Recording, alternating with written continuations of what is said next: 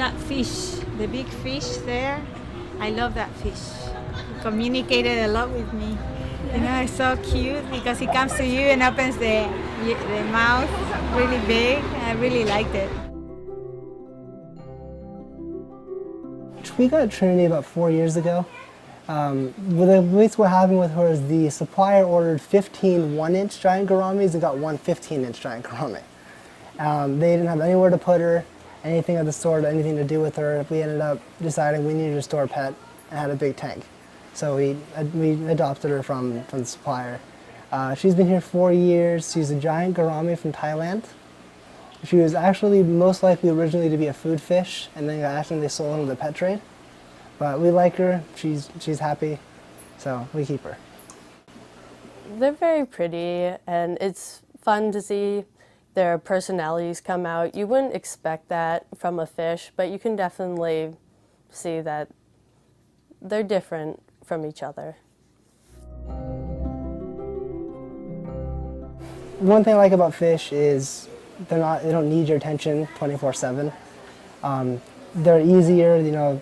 I like how you have control over the environment. You can change it if you need to. You choose what lives there and what doesn't. The snakes I like because they're very simple, very easy. They don't need a whole lot of maintenance as well. And then lizards, it depends on what kind of lizard, but for the most part, it's just because they're kind of like scaly puppy dogs. Chloe Mezilis, and Seascapes is my fish store. I really like the environment because everyone who works here is a hobbyist. It's a hobbyist store by and for hobbyists. I really like people, and I love animals, so I definitely like helping people with their animals. I like customer interaction. I like talking with people and just helping them out with their problems. And you know, I like the fact that I get to work somewhere someone I have an interest in. We are allowed to refuse animal sales for any reason at our discretion, which the chain stores don't allow. I couldn't work a pet job if I didn't have the right to turn someone down if I felt the animal wouldn't be properly cared for.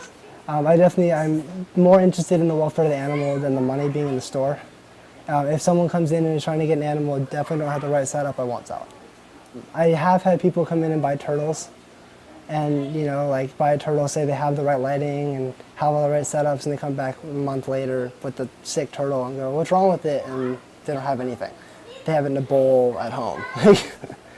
And occasionally I've gotten screamed at a couple of times for, you know, ruining their 7-year-old's birthday party because I wouldn't illegally sell them a baby turtle that would net me a $10,000 fine if I did. It is kind of a pain because a lot of people come in, you know, I want an emo fish or, you know, something like that, and they don't have the right setup for it and all that. You know, we ask and sort of feel out what equipment they have and if it's really going to provide the environment the animal needs. I know a lot of the customers individually, and I really enjoy that. There are a lot of interesting people you meet when you actually get to know them. We do have some really loyal customers that come in and, you know, always want to work with us. You know, you guys helped me out when my animal was sick. You guys helped me out when my tank was crashing. We want to come support you. I think the customers enjoy coming to a place where the people working with them are the same people consistently and not constantly changing. It's easier to deal with someone when you know them.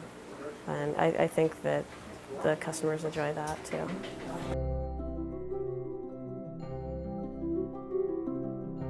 I liked how there are a different variety of animals, like the fish and the reptiles. I really like lizards, so that was cool. And snakes are cool too, so I like seeing that. I like that it's a local store. It's been here a long time. They're knowledgeable. They're sweet to everybody. You know, the little kids come in here and look, and they're as kind to them as they are to the adults. It's a unique location, and there's a nightlife on the street. There's the restaurants, but there's also nightclubs and things. So the street stays really busy, packed with people, especially on weekends. It can be a little too crowded sometimes. I think the benefits outweigh that because you wouldn't want to have a nice store and nobody came to see it. You know, it's better to have too many people than not enough. We probably do half our business after 6 p.m. And it actually lets us be a lot more competitive with the big chain stores. Most of the aquarium stores close at 4 or 5 or 6, so I'm off work, I need to go pick something up, I have to screech over there, try to get over there before they close. If traffic's bad, I can't get it, I have to wait till the weekend.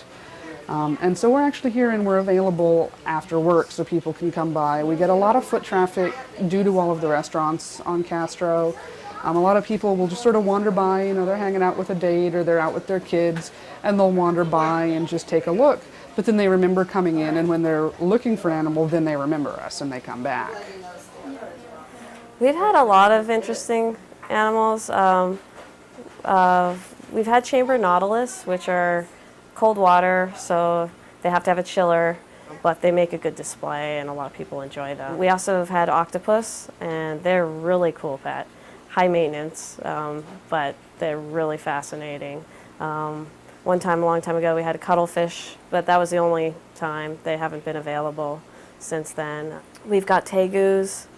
We have our in-store pet Rex is a tegu. We sell the babies to people that, you know, can take care of them. We get a lot of interesting fish in. I like the frilled dragons a lot. They're really cool. The ones that puff out their cheeks and run at you on their hind legs. They're pretty cool. I also like the Uromastyx. They're from northern Africa. They're a very high heat lizard. They're like around 110 to 140. So they're kind of like bake it like a cookie kind of animal. They're fun. They're really nice. They're friendly. Fish generally come from the wholesaler. They can get them from farms. If there's some fish that won't breed in farms, like a lot of saltwater fish come from the ocean, so they're collected with permits by divers in other countries. Then they're shipped to a wholesaler. The wholesaler often will take in orders and then they drive it out on cars, but I usually go and drive up there and pick them out myself. Some of them do come from local breeders. Some of them come from us specifically. Some of us breed at home. I used to breed a lot at home. More and more species we're working with lately, either we breed here in the store or our customers breed. We always prefer to work with local breeders and customers because then we know the health of the animal and we know its history. There'll be something like one of the animals will be having babies and they'll be born in the store, and I mean that we always enjoy raising our own animals. I just like lots of different kinds of animals.